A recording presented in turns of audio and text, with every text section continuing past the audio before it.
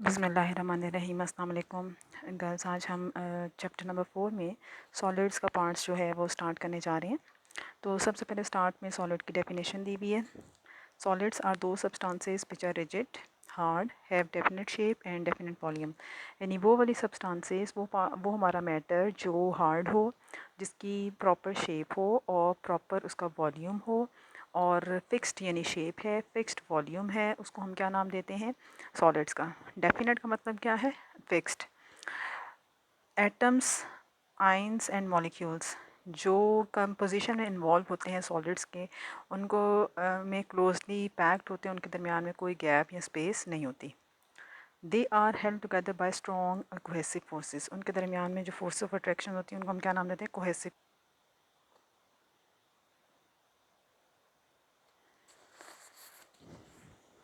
Cohesive forces और attractions वो होती हैं जो सिमिलर टाइप ऑफ पार्टिकल्स के दरमियान में होती हैं। लाइक अगर सोडियम एटम है, दूसरा भी सोडियम एटम है, इनके दरमियान में जो भी फोर्स ऑफ अट्रैक्शन होगी, जिस मर्जी टाइप की हो, उसको हम क्या नाम देंगे?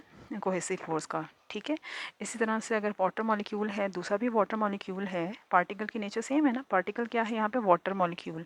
तो एक वाटर मॉलिक्यूल और दूसरे वाटर मॉलिक्यूल के दरमियान में जो फोर्स ऑफ अट्रैक्शन होगी, that is intermolecular force of attraction. और अब आपको पता चल गया होगा कि हम इसको हाइड्रोजन बॉन्डिंग का नाम देते हैं। तो ये हमारे पास क्या होगी? Cohesive force of attraction. तो कोहेसिव फोर्स ऑफ अट्रैक्शन कौन सी वाली होती हैं?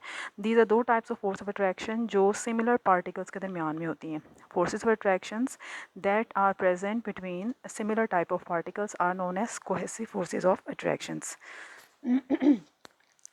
अब जो हमारे सॉलिड्स की कंपोजिशन में एटम्स आ जाते हैं, आइंस आ जाते हैं या मॉलिक्यूल्स आ जाते हैं, हमें पता है कि वो अपनी पोजीशन को मेंटेन रखते हैं, अपनी पोजीशन को वो छोड़ नहीं सकते। दे कैन नॉट मूव और रेंडमली मूव नहीं कर सकते, लेकिन अपनी पोजीशन पर रहते हुए अगर उनको एनर्जी मिले तो वो थोड़ी बहुत जो है वो वाइब्रेट कर सकते हैं। तो इस तरह से वाइब्रेशनल मोशन हो सकती है और इसके अलावा और कोई रोटेशनल या हम कहते हैं कि ट्रांसलेटरी मोशन उनमें नहीं होती है। इनमें जो अरेंजमेंट होती है वो कैसी होती है? वो ऑर्डर्ड अरेंजमेंट होती है। ऑर्डर्ड मीन कि एक पर्टिकुलर पैटर्न होता है जिस पे पार्टिकल्स जो हैं वो अरेंज हुए होते हैं। टाइप्स ऑफ सॉलिड्स जो हैं वो हमारे पास दो तरह के आ जाते हैं depending upon the arrangement of particles. उसमें सबसे पहले टाइप आती है क्रिस्टलाइन सॉलिड्स। ये वो सॉलिड्स होते हैं जिसमें पार्टिकल्स अब एटम्स भी हो सकते हैं, आइंस भी हो सकते हैं और मॉलिक्यूल्स भी हो सकते हैं। इन पार्टिकल्स के जो अरेंजमेंट है वो 3 डायमेंशन में होती है और फिक्स होती है। डेफिनेट मीन्स फिक्स होती है, 3 डायमेंशन में होती है, यानी कि along X axis, Y axis and Z axis तीनों डायरेक्शन में होगी। और इस तरह के सॉलिड्स को हम क्या नाम देते हैं? क्रिस्टलाइन सॉलिड्स का नाम देते हैं। ये पैटर्न रिपीट होता रहता है 3 डायमेंशन में ही और हमारे पास पूरा ही क्रिस्टलाइन स्ट्रक्चर जो है वो बन जाता है। फिर आता है एमॉर्फस सॉलिड्स। एमॉर्फस सॉलिड्स जो होते हैं ये क्रिस्टलाइन नहीं होती डेफिनेटली। और अमॉर्फस का जो वर्ड है इट मींस शेपलेस, यानी कि प्रॉपर इनकी कोई शेप, फिक्स पर्टिकुलर शेप नहीं होती। फिर भी हम इनको क्यों कैटेगराइज करते हैं एज सॉलिड्स? बिकॉज जो इनके पार्टिकल्स होते हैं उनमें थोड़ी सी अगर आती है ना रेगुलर अरेंजमेंट, तो मतलब पार्ट ऑफ थोड़े से स्ट्रक्चर में अगर रेगुलर अरेंजमेंट आई है तो उसी में थोड़े से स्ट्रक्चर के बाद, स्ट्रक्चर के अंदर थोड़े से पार्ट के बाद क्या होता है कि ऑर्डर्ड अरेंजमेंट नहीं होती। यानी कहीं पे पार्टिकल्स जो हैं वो पर्टिकुलर या फिक्स्ड पोजीशंस पर अरेंज होते हैं, पर्टिकुलर डायरेक्शन में अरेंज होते हैं, पर्टिकुलर पैटर्न ऑर्डर में अरेंज होते हैं और कहीं पे पार्टिकल्स अरेंज नहीं होते। इसलिए हम इनको क्या नाम देते हैं? अमॉर्फस सॉलिड्स का, यानी कि इनमें रेगुलर अरेंजमेंट नहीं होती। पोजीशन तो फिक्स होगी लेकिन क्या होगी? रेगुलर अरेंजमेंट नहीं होती। अमॉर्फस सॉलिड्स में एग्जांपल आते हैं ग्लास। ग्लास देखने में तो लगता है कि जी क्रिस्टलाइन सॉलिड होगा और इसमें पार्टिकल्स की अरेंजमेंट जो है वो पर्टिकुलर होगी, डेफिनेट होगी, लेकिन ऐसा नहीं होता। हमारी जो ग्लास के अंदर पार्टिकल्स की अरेंजमेंट होती है वो होती तो फिक्स है, लेकिन यानी कि पोजीशन वो भी पार्टिकल्स अपनी नहीं छोड़ सकते, लेकिन क्या होता है कि उसके अंदर पार्टिकल्स जो हैं उनके अंदर ऑर्डर्ड अरेंजमेंट नहीं होती है। यानी कि ऐसा नहीं होता कि ग्लास के अंदर थ्रू आउट जो है ना एक ही पैटर्न के ऊपर सारे पार्टिकल्स अरेंज हो। कहीं पे अरेंजमेंट ऑर्डर्ड होती है, कहीं पे ऑर्डर्ड नहीं होती। लेकिन पोजीशंस क्या होगी पार्टिकल्स की? डेफिनेट का मतलब होता है फिक्स पोजीशन। ऑर्डर्ड अरेंजमेंट एक अलग चीज़ है और फिक्स्ड पोजीशन होना एक अलग चीज़ है।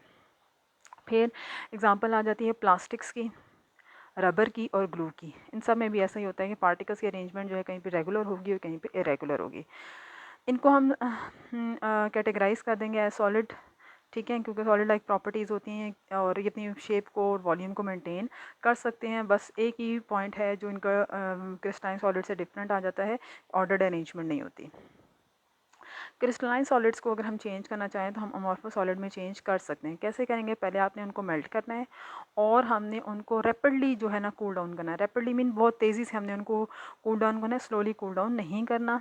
एक सडन टेम्परेचर पे उनको कूल डाउन करने से क्या होगा कि पार्टिकल्स को टाइम नहीं मिलेगा कि अपने आप को ऑर्डर्ड अरेंजमेंट में अरेंज कर सकें। तो इस तरह से क्या होगा, एक क्रिस्टलाइन सॉलिड्स जो है वो मेल्टिंग के बाद जब दोबारा से सॉलिड में कन्वर्ट होगा तो वो रैपिड कूलिंग पर अमॉर्फस सॉलिड में कन्वर्ट हो जाएगा।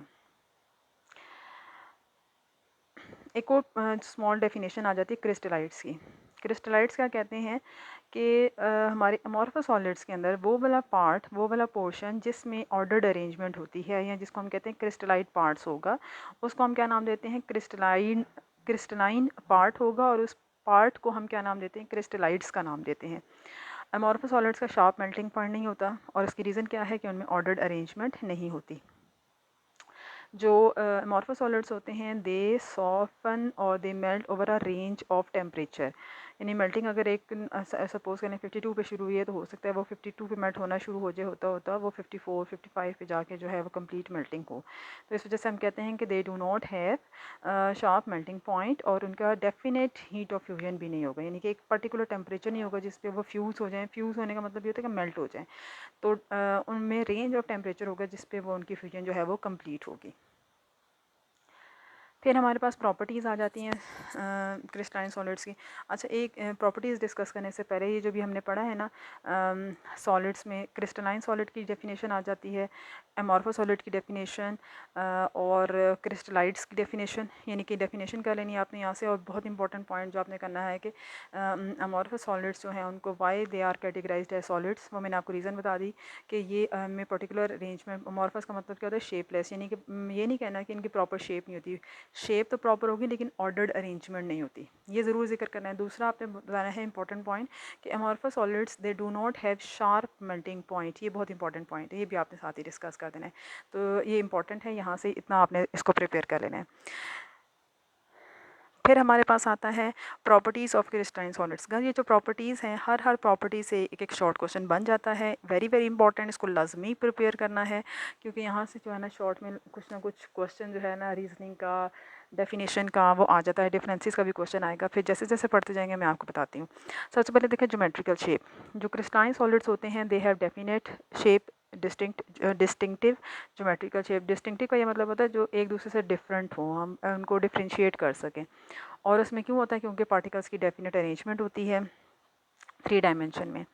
For a given crystal the interfacial angles at which the surfaces intersect are always the same no matter in which the shape they are grown. ठीक है, तो इनकी जो ये जो हमारे डेफिनेट ये जो होते हैं क्रिस्टलाइन सॉलिड्स, इनके जो इंटरफेशियल एंगल हैं, इंटरफेशियल एंगल का मतलब ये होता है कि जो इनके एंगल्स होते हैं इनके एक फेस और दूसरी फेस के दरमियान में। फेस किसको कहते हैं ये मैं आपको एक्सप्लेन करती हूँ, एक मिनट। अच्छा, इंटरफेस कहते हैं जैसे हमारे पास सॉलिड होता है ना, उसकी जो फ्रंट साइड होगी दैट इज़ वन फेस, और सॉलिड की जो साइड वाली होगी साइड, उसको हम क्या बोलेंगे? Another face. जैसे आपकी बुक है, बुक अगर आपने बंद की हुई हो ना तो बुक की जो फ्रंट साइड होगी that is your one face, face of the book. उसकी जो बैक साइड होगी वो उसकी सेकेंड फेस आ जाएगी। और जहाँ पे एक साइड पे छोटा सा, जहाँ से बुक के वो पेजेस बाइंड हुए होते हैं ना, साइड वाली होती है, वो इसकी थर्ड फेस आ जाएगी। या आप इसको एग्जाम्पल को समझ लें डाइस से। जो लूडो का डाइस होता है जिस पे 1 2 3 4 5 6 नंबरिंग होती है, जहाँ पे वन एक डॉट होता है ना वो उस सॉलिड का वन फेस है। जहाँ 2 लिखा हुआ होगा, 2 डॉट्स होंगे, that will be another face. इस तरह 3 वाली जहाँ पे 3 डॉट्स हैं दैट इज़ थर्ड फेस। तो ये हमारे पास टोटल कितनी साइड्स बनती हैं? 6 साइड्स, मतलब 6 डॉट्स लगे हैं ना 6 डिफरेंट साइड्स के ऊपर। तो उसको हम जो केमिस्ट्री की लैंग्वेज में बोलते हैं कि उस डाइस के कितने फेसेस हैं? उसके 6 फेसेस हैं। यानी उस पूरी वन जहाँ पे एक डॉट है ना, उस पूरी साइड को हम क्या बोलते हैं? One face. एक फेस और दूसरी फेस के दरमियान का जो एंगल होता है उसको हम बोलते हैं इंटरफेशियल एंगल। ठीक है। the surfaces at which the surfaces intersect, ठीक हो गया, they are always the same no matter in which shape they are grown। जब हम solids की बात करते हैं और वो भी crystalline solids की, तो उनके interfacial angle हमेशा क्या होंगे, सेम होंगे, तभी तो उनकी हमेशा एक जैसी शेप बनती है।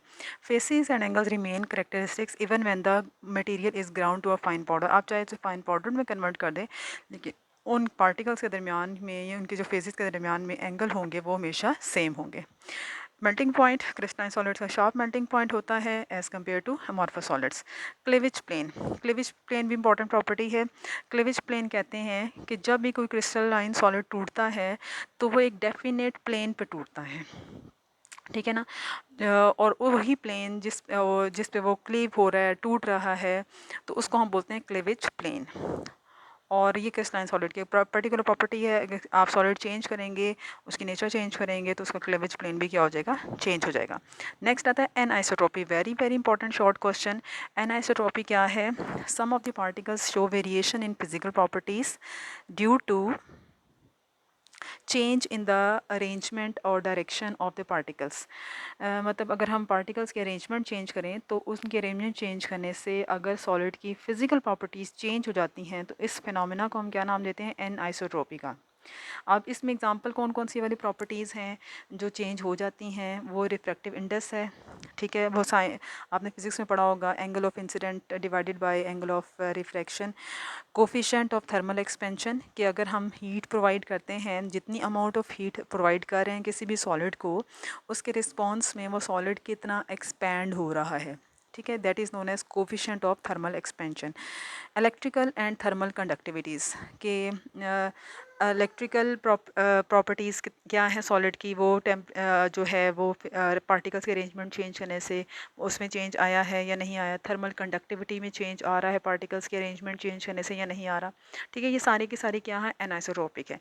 एक तो डेफिनेशन इंपॉर्टेंट है यहाँ से शॉर्ट क्वेश्चन में, दूसरा यहाँ से ना रीजनिंग का एक क्वेश्चन आता है और बहुत इंपॉर्टेंट है कि जो ग्रेफाइट है उसके अंदर जो है ये एनाइसोट्रोपिक बिहेवियर शो करता है, एक्सप्लेन करना होता है आपने।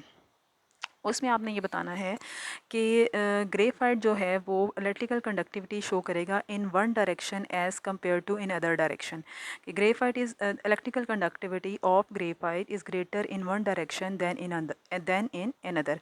उसकी रीज़न क्या है कि जो ग्रेफाइट के पार्टिकल्स होते हैं, अगर हम उनकी कंपोजिशन देखें तो graphite is composed of carbon, ठीक है, और कार्बन मैक्सिमम कितने बॉन्ड बना सकता है, 4 बना सकता है। ये नॉर्मल जनरल बिहेवियर है कार्बन का।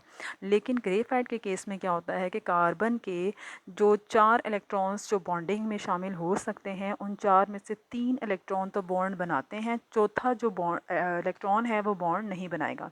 समझ आइए, हर कार्बन के पास कितने इलेक्ट्रॉन्स हैं, हर कार्बन के पास 4 इलेक्ट्रॉन्स हैं, ठीक है। अगर मैं इस तरह से इसको शो करें, ठीक है, एक इलेक्ट्रॉन क्रॉस से शो किया हुआ है, दूसरा इलेक्ट्रॉन, तीसरा और ये चौथा इलेक्ट्रॉन। क्रॉस को समझ लें कि ये इलेक्ट्रॉन्स हैं। तो इसमें से क्या होता है कि ये जो एक इलेक्ट्रॉन, दूसरा, तीसरा और चौथा इलेक्ट्रॉन है, हर कार्बन के साथ क्या होगा कि इनमें से जो 3 इलेक्ट्रॉन्स हैं, ठीक है, ये तो बॉन्ड बनाएंगे, कि चौथा वाला इलेक्ट्रॉन जो है वो बॉन्ड नहीं बनाएगा। इस तरह हर कार्बन के साथ होगा, हर कार्बन के 3 इलेक्ट्रॉन्स बॉन्डिंग में चले जाएंगे और एक इलेक्ट्रॉन बॉन्डिंग में नहीं जाएगा। किसके एग्जाम्पल में ऐसा होगा, ये ग्रेफाइट के एग्जाम्पल में होगा। और जो चौथा इलेक्ट्रॉन बॉन्डिंग में नहीं जा रहा, वो जो इसका स्ट्रक्चर लेयर्ड स्ट्रक्चर बनता है ग्रेफाइट का, उस लेयर के दरमियान में वो इलेक्ट्रॉन्स मौजूद होते हैं। कहाँ पे मौजूद होंगे, लेयर्स के दरमियान में। तो क्या होगा, और ये जो लेयर्स होती हैं ना, ये पैरेलल होती हैं। पैरेलल अरेंजमेंट कैसी होगी, एक लेयर आई, फिर दूसरी आई, फिर तीसरी कार्बन की लेयर आई, चौथी आई। अब जो हमारे इलेक्ट्रॉन्स होंगे वो कहाँ पे मौजूद होंगे, वो इन लेयर के दरमियान में मौजूद हैं। वो कौन से वाले इलेक्ट्रॉन लेयर के दरमियान में मौजूद हैं, जो बॉन्डिंग में शामिल नहीं हो रहे, ठीक है। अच्छा, अब क्या होगा कि हमारे जो इलेक्ट्रिकल, अगर हम ग्रेफाइट के केस में along the layers electrical conductivity provide करें तो वो हो जाती है, क्योंकि इनके दरमियान में ये इलेक्ट्रॉन मूव कर सकते हैं, लेयर्स के दरमियान में। ऊपर नीचे नहीं मूव, उस तरह से टॉप टू बॉटम नहीं मूव कर सकते, अक्रॉस द लेयर्स मूव नहीं कर सकेंगे। अलोंग द लेयर्स इलेक्ट्रॉन्स जो है वो मूव कर सकते हैं, तो electrical conductivity along the layers होगी। अगर हम चाहें कि हमारे जो इलेक्ट्रॉन्स हैं वो क्रॉस द लेयर मूव करें, तो वह क्रॉस द लेयर उनकी मूवमेंट पॉसिबल नहीं है। तो इस तरह से अरेंजमेंट चेंज करने से अगर फिज़िकल प्रॉपर्टी या इलेक्ट्रिकल कंडक्टिविटी जो है वो ग्रेफाइट में चेंज हो जाएगी। इसी तरह से जो क्लेवेज है वो भी क्या है, एनाइसोट्रोपिक बिहेवियर है। पर्टिकुलर डायरेक्शन में जो सॉलिड्स होते हैं वो क्लीव करते हैं, उनका स्ट्रक्चर ब्रेक होता है, इससे उनकी बिहेवियर को हम क्या बोलेंगे, एनाइसोट्रोपिक बिहेवियर। फिर आता है सिमेट्री। सिमेट्री किसको बोलते हैं कि जो हमारे सॉलिड्स के अंदर उसके फेसेस हैं, एंगल्स हैं और एजेस हैं, अगर हम सॉलिड को पूरे 360 डिग्री पर रोटेट करें, यानी कि आप इस तरह से रोटेट करना शुरू करें कि वो रोटेट करते करते वापस वही फ्रंट साइड वापस आ जाए, तो हम कहते हैं कि हमने अपने क्रिस्टलाइन सॉलिड को रोटेट किया है 360 डिग्री एंगल पर। तो वो हमारे पास एक्सिस क्या कहलाएगा, इस अलॉन्ग एक्सिस हम इसको रोटेट करेंगे तो जितनी दफ़ा वो उसका फेसेस रिपीट हुए, एंगल रिपीट हुए, तो वही क्या कहलाएगी उस सॉलिड की, सिमेट्री कहलाएगी। सिमेट्री डिफरेंट तरह की होती है। सेंटर ऑफ सिमेट्री होगी, यानी सॉलिड के दरमियान सेंटर में सिमेट्री क्या है, प्लेन ऑफ सिमेट्री आ जाता है और एक्सिस ऑफ सिमेट्री आ जाता है। अलॉन्ग एक्सिस अगर आप रोटेट करें और रिपीटेशन हो जाए फेसेस की, एंगल्स की और एजेस की, तो फिर हम उसको क्या बोलते हैं, दिस इज सिमेट्री। कौन सी वाली, एक्सिस ऑफ सिमेट्री। प्लेन के अक्रॉस अगर आप रोटेट करेंगे तो प्लेन ऑफ सिमेट्री है। सेंटर एक सेंटर सेट करके और फिर रोटेट करें तो वो सेंटर ऑफ सिमेट्री है। फिर आता है हैबिट ऑफ अ क्रिस्टल। जब आप क्रिस्टल बनाएं और उसकी जो शेप बनेगी हमेशा, that will be habit of a crystal. अब यहाँ से भी एक शॉर्ट क्वेश्चन आता है कि जो क्रिस्टल्स की हैबिट है वो कैसे चेंज हो सकती है, यानी कि कब कौन सी कंडीशंस होती हैं कि हम क्रिस्टल्स को बनाएं और क्रिस्टल जो है अपनी प्रॉपर शेप मेंटेन ना कर सकें। आपने बताना है कि अगर इम्प्योरिटीज़ आ जाएं क्रिस्टल बनाते वक्त उसके अंदर, तो वो उन इम्प्योरिटीज़ की वजह से उनकी शेप जो है वो चेंज हो सकती है। फॉर एग्ज़ाम्पल सोडियम क्लोराइड जो है, नॉर्मली हम इसके क्रिस्टल्स बनाते हैं तो वो नीडल लाइक बनते हैं, लेकिन अगर उसके अंदर 10% यूरिया आ जाए तो वो यूरिया आएगा एज इम्प्योरिटी। सॉरी, ये जो हमारा NaCl है ना, इसका जो प्रॉपर शेप बनती है प्योर स्टेट में वो होती है क्यूबिक क्रिस्टल्स। सोडियम क्लोराइड है, आपने प्योर सोडियम क्लोराइड लिया, उसकी क्रिस्टलाइजेशन करवाई, तो उसकी शेप कैसी बनेगी गर्ल्स, क्यूबिक क्रिस्टल्स। अगेन बोलें, क्यूबिक क्रिस्टल्स, ठीक है। और अगर उसके अंदर इम्प्योरिटी आ जाए 10% यूरिया, तो फिर उसकी क्यूबिक शेप नहीं बननी। कौन सी वाली बननी है, नीडल लाइक शेप जो है वो बनेगी। क्लियर हो गया। फिर हमारे पास आ जाता है next isomorphism. Iso mean same and morph mean shape. Isomorphism में हमने क्या डिस्कस करना है कि it is a phenomena in which two different substances exist in the same crystalline form. दो सब्सटेंसेस हैं लेकिन उनकी क्रिस्टलाइन फॉर्म क्या होगी, सेम होगी, तो फिर हम क्या बोलते हैं इस फिनोमेना को, आइसोमॉर्फिज्म। यानी कि एग्जांपल आपके सामने ही है, सोडियम नाइट्रेट है और पोटाशियम नाइट्रेट है। इसकी केमिकल कंपोजिशन में देखें, एक सोडियम आटम है, एक नाइट्रोजन और 3 ऑक्सीजन आटम है। इसमें एक पोटाशियम है, एक नाइट्रोजन है और 3 ऑक्सीजन आटम है, लेकिन दोनों की शेप क्या है, एक जैसी होगी। यानी दो क्रिस्टलाइन सब्सटेंसेस हों और उनकी एक जैसी अगर शेप आ जाएगी तो फिर हम उसको क्या बोलते हैं, आइसोमॉर्फिज्म फिनोमेना को बोलेंगे। और इन सब्सटेंसेस को क्या बोलेंगे, आइसोमॉर्फ बोलेंगे। अब ऐसा क्यों होता है कि दो तो क्रिस्टलाइन सब्सटेंसेस हैं, केमिकली उनके अंदर एटम्स डिफरेंट हैं, कोई एक एटम डिफरेंट है या एटम्स डिफरेंट हैं, तो फिर उनकी शेप कैसे सेम हो सकती है। लाइक देखिए ना, सोडियम फ्लोराइड है, मैग्नीशियम ऑक्साइड है, सोडियम एटम है और एक सोडियम आइन है, फ्लोराइड आइन है, मैग्नीशियम आइन है, ऑक्साइड आइन है। Nature of our particles totally different है, फिर इनकी शेप कैसे सेम हो गई, यानी क्यूबिक है। तो वो कैसे क्यूबिक हो गई, वो आपने बताना है कि जो इनकी रेशो ऑफ एटम्स है वो देखें ना अगर आप, तो वो सेम होती है।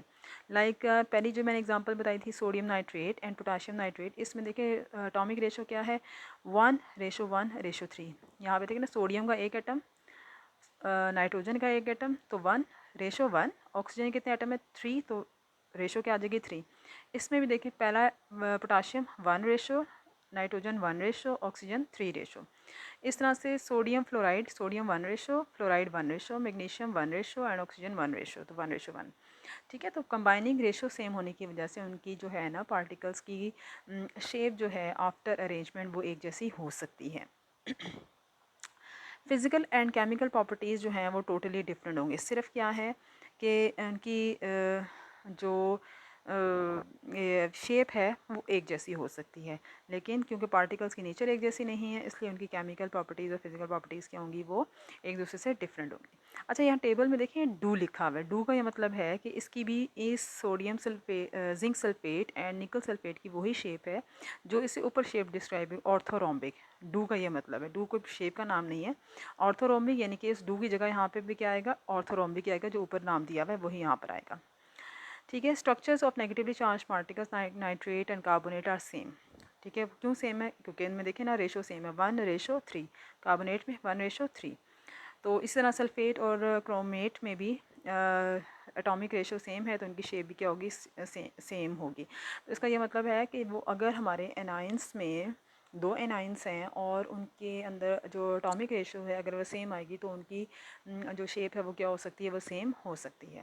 फिर आता है polymorphism. Poly mean many, morph mean shape.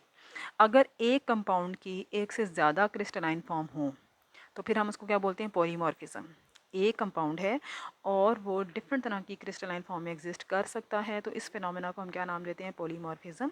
और ऐसे कंपाउंड को हम क्या नाम देंगे, पॉलीमॉर्फ। पॉलीमॉर्फ की केमिकल जो प्रॉपर्टीज़ होंगी वो सेम होंगी क्योंकि पार्टिकल सेम है। लाइक सिल्वर नाइट्रेट है, सिल्वर नाइट्रेट की दो फॉर्म्स हैं, लेकिन देखिए ना दोनों फॉर्म्स में पार्टिकल तो वही है, सिल्वर है और नाइट्रेट रेडिकल है। तो इसका मतलब ये है केमिकल प्रॉपर्टीज सेम होंगी बिकॉज एटम्स जो पार्टिकल्स हैं उनकी नेचर चेंज नहीं हो रही, लेकिन उनकी फिजिकल प्रॉपर्टीज़ क्या होंगी, वो डिफरेंट होंगी। और डिफरेंट क्यों है, क्योंकि अरेंजमेंट पार्टिकल्स की डिफरेंट आ रही है। तो फॉलोइंग कंपाउंड्स आर वेरी, ये एग्जांपल आ जाती है सिल्वर नाइट्रेट की, रोम्बोहाइड्रल और ऑर्थोरोम्बिक है, कैल्शियम कार्बोनेट की ट्राइगोनल एंड ऑर्थोरोम्बिक है। एलोट्रॉपी आता है। एलोट्रॉपी क्या है, अगर कोई एक एलिमेंट जो है वो एक से ज़्यादा क्रिस्टलाइन फॉर्म में एग्जिस्ट करता है तो इस फिनोमेना को हम क्या नाम देते हैं, एलोट्रॉपी। और जो पार्टिकल्स होंगे, एलिमेंट्स होंगे, उनको एलोट्रॉप्स का नाम देंगे।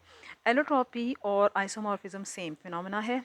फ़र्क क्या है, आइसोमॉर्फिज्म कंपाउंड के ऊपर अप्लाई होता है और एलोट्रॉपी का फिनोमेना जो है वो एलिमेंट्स पे अप्लाई होगा। साथ में दो एग्जांपल करें ना, सल्फर की दो क्रिस्टलाइन फॉर्म कौन सी है, रोम्बिक है एंड मोनोक्लिनिक है। कार्बन की क्यूबिक शेप है अगर वो डायमंड है, और हेक्सागोनल शेप है अगर वो ग्रेफाइट है। लास्ट हमारा टॉपिक आ रहा है ट्रांजिशन टेम्परेचर। ट्रांजिशन टेम्परेचर क्या है, वो टेम्परेचर जिसके ऊपर दो क्रिस्टलाइन फॉर्म जो है वो को एग्जिस्ट करें। और ये किस में हो, केस में हो सकता है, उन्हीं कंपाउंड्स में होगा जो कौन सा फिनोमेना शो कर रहे हैं, पॉलीमॉर्फिज्म का फिनोमेना शो कर रहे हैं। ठीक है, तो अबव और बिलो दिस टेम्परेचर एक ही फॉर्म एग्जिस्ट करेगी। लाइक इसमें अब देखें टेम्परेचर क्लियर नहीं है तो मैंने बुक की भी प्रॉपर शेप जो है ना वो इमेज यहाँ पे दिया हुआ है।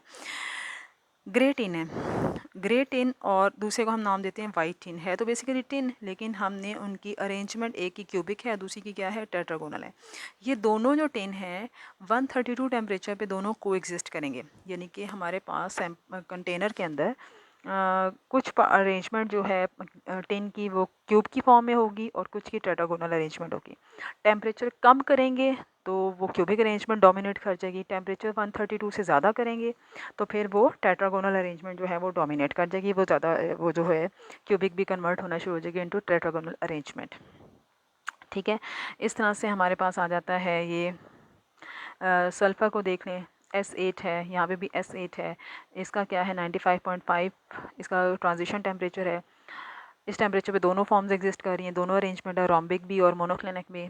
टेम्परेचर कम करेंगे तो रोम्बिक शेप जो डोमिनेट कर जाएगी और अरेंजमेंट डोमिनेट करेगी, और अगर ज़्यादा करेंगे तो वो मोनोक्लिनिक जो है वो डोमिनेट कर जाएगी। ठीक है, अच्छा, transition temperature of allotropic form of element is always less than that it's melting point, क्योंकि मेल्टिंग पॉइंट पे क्या होगा, दो तो मेल्ट होकर लिक्विड स्टेट में चली जाएगी, तो उससे कम टेम्परेचर के ऊपर ही जो है ना ये ट्रांजिशन टेम्परेचर जो है वो एग्जिस्ट करता है। ठीक है, आज का टॉपिक वेरी वेरी इंपॉर्टेंट है गर्ल्स, आपने इसकी डेफिनेशंस बहुत अच्छे तरीके से प्रिपेयर करनी है। एक ना एक शॉर्ट क्वेश्चन लाजमी यहाँ से आएगा, आ जाता है। रीजनिंग के क्वेश्चन मैंने आपको बताए वो आपने करने हैं। ये जो आपको मैंने बताया ट्रांजिशन टेम्परेचर और इस example very important short question, इसके साथ जो है ना गर्ल्स ये जो हमारा टॉपिक है ना आइसोमॉर्फिज्म, पॉलीमॉर्फिज्म एंड एलोट्रॉपी, यहाँ से क्वेश्चन बहुत ज़्यादा आता है। और क्वेश्चन किस तरह से आएगा, define polymorphism with example, define allotropy with example, define isomorphism with example. और इसके अलावा जो ज़्यादातर क्वेश्चन आए हैं वो differentiate between isomorphism and polymorphism, differentiate between isomorphism and allotropy. तो इस तरह से क्वेश्चन जो हैं वो बहुत आए हुए हैं। ये भी क्वेश्चन आ सकता है differentiate between polymorphism and allotropy. तो क्वेश्चन जो है ना वो इन तीनों से डायरेक्ट भी आ सकता है और इनके डिफ्रेंसिएशन के हवाले से भी आ सकता है। हैबिट ऑफ अ क्रिस्टल में से भी रीजनिंग का क्वेश्चन आता है, एनोस्ट्रॉपी से रीजनिंग का क्वेश्चन आता है, और बाकी सब जो है ना वो यहाँ से डिफरेंसेस के क्वेश्चन ज़्यादा आते हैं, और बाकी सब डेफिनेशन और साथ में आपने दो दो एग्जांपल कर लेनी है। ठीक है, अपना ख्याल रखिएगा, दुआ में भी याद रखिएगा। अल्लाह हाफ़िज़।